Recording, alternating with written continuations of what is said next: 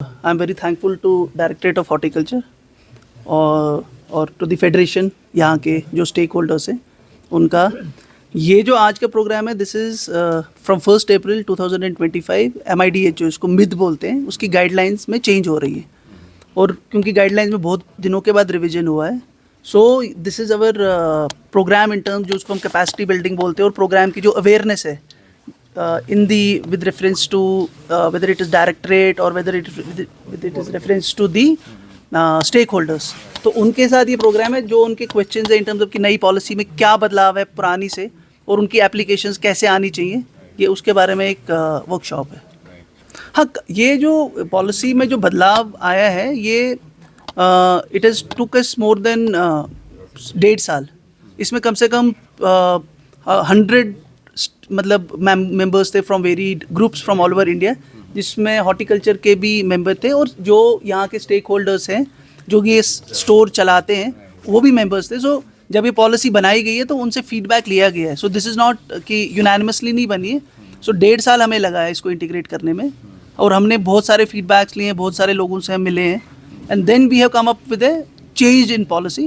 And we are open कि आने वाले टाइम में भी जैसे जैसे अब हम जैसे इसको लागू करेंगे, इम्प्लीमेंट होगी ये स्टेट के द्वारा और through government of India, through national horticulture board, तो उनमें भी जो छोटे छोटे इश्यूज आएंगे हम उनको भी रिजॉल्व करने की कोशिश करेंगे। बट इसमें इम्पॉर्टेंटली इनके लिए तो हमने कॉस्ट नॉर्म्स में बदलाव आया ही आई है, there is increase cost norm.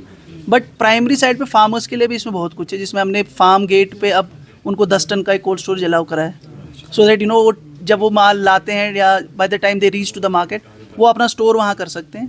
फिर हमने इंटीग्रेटेड पैक हाउसेस को भी थोड़ा मॉडर्नाइज किया है, और एक कलेक्शन एग्रीगेशन सेंटर जो एक बड़ा इंटीग्रेटेड पैक हाउस है, जो फार्मर अपने पास जिनके पास अपनी सुविधा नहीं है वो वहाँ ले जाके अपना माल ग्रेड पैक कर सकते हैं और अपना वैल्यूडेशन कर सकते हैं, और डिस्ट्रेस सेलिंग नहीं कर पाएंगे। So they get some more time to store it there before they get a good price. कुछ जैसे अब हमने आप जो बात करें वो सप्लाई चेन की बात है ना। तो सप्लाई चेन को रोबस्ट करने के लिए हमने एक तो छोटी गाड़ियों का इंट्रोडक्शन किया है, 1 टन से 2 टन, जो आपके फार्म से शहरों तक माल को ठंडा करके पहुंचाएगी, जो पहले नहीं था ना। और हमने ये भी बाइफर्केशन किया है कि अब जो छोटी गाड़ियाँ वो 4 मीट्रिक टन से स्टार्ट होंगी, जो पॉलिसी में है, इन एडिशन टू जो हम फार्म पे दे रहे हैं या पैक हाउसेस के साथ दे रहे हैं। उसके अलावा 4 टन से पीपल कैन स्टार्ट बाइंग, तो छोटी गाड़ियों का, और वो उसकी मैक्सिमम कैपेसिटी 30 टन तक है। So one is that. तो उन छोटी गाड़ियों में अब हम फ्लेक्सिबिलिटी के साथ ये जा रहे हैं कि जैसे मान लीजिए किसी ने छोटी गाड़ी ले ली 2 टन की, 1 टन की, तो what they can do is they can still उसमें छोटी मॉडिफिकेशन करके, जैसे टेबल्स बना लिए, तो जैसे वो अपना प्रोड्यूस लेके जा रहे हैं, उनके पास एक मान लीजिए बैक एंड पे एक छोटा 10 टन का कोल्ड रूम है, वहाँ से मटीरियल उठाया, दे गो टू मंडी में मान लीजिए उनको इन बिटवीन उनको कोई ऐसी स्टेशन मिलती है जहाँ पे वो दे कैन सेल इट, क्योंकि उन पे जो उन गाड़ियों पे जो ट्रांसपोर्ट यूनिट लग रहा है वो बहुत ही छोटा है, वो 1.5 टन का, उसमें 15 एम्पेयर के उसमें प्लग इन हो जाती है, वो आप कहीं भी लगाइए और आप वहाँ से वेंडिंग भी कर सकते हैं। So that gives the more option to sell out. तो और दूसरा हमारा जो सप्लाई चेन है वो भी रोबस्ट हम कर रहे हैं। हम एक और भी कुछ नए प्रोडक्ट के साथ आ रहे हैं, विच इज़ हम सारे डेटा को डिजिटलाइज कर रहे हैं।